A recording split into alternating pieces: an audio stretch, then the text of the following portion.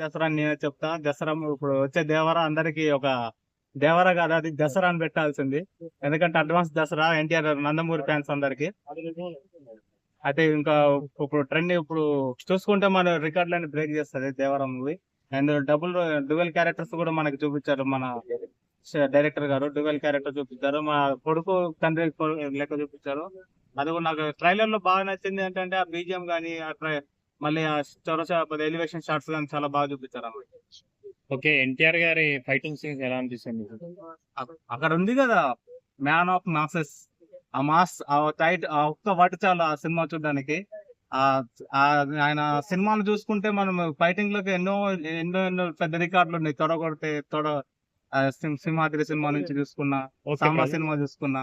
Trailer చూసి మీరు సినిమాకి వెళ్తారా? మీకు ట్రైలర్ నచ్చిందా? ట్రైలర్ చూడక ముందు అయినా వెళ్తా, ట్రైలర్ వచ్చినాకనే వెళ్తాం అన్న. ఎందుకంటే ఎన్టీఆర్ అన్న యాక్టింగ్ మామూలుగా ఉండదు. ఇప్పుడు పాన్ ఇండియా లెవెల్ ఇప్పుడు ఎన్టీఆర్, రామ్ చరణ్, మన ప్రభాస్ మన సౌత్ ఇండియా నుంచి ఉండడం చాలా లక్ మనకి. సౌత్ ఇండియా సినిమాలకి వేరే లెవెల్ కి తీసుకెళ్లరా.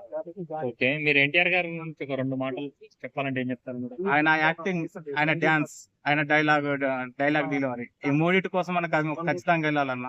ఇప్పుడు అందరికి ఇప్పుడు ఒక రిమార్క్ ఉంది. ఇప్పుడు ఎన్టీఆర్ ఎస్ఎస్ రాజమౌళితో తీసిన వాళ్ళు అందరికి ఖచ్చితంగా ఫ్లాప్ పడద్దని. మన రీసెంట్ గా వచ్చే ఇప్పుడు ట్రైలర్ చూస్తే అర్థమైపోద్ది. దానికి ఇప్పుడు రెగ్యులర్ తర్వాత ఇది మళ్ళీ ఇంకో బ్లాక్ బస్టర్ రాబోతుంది.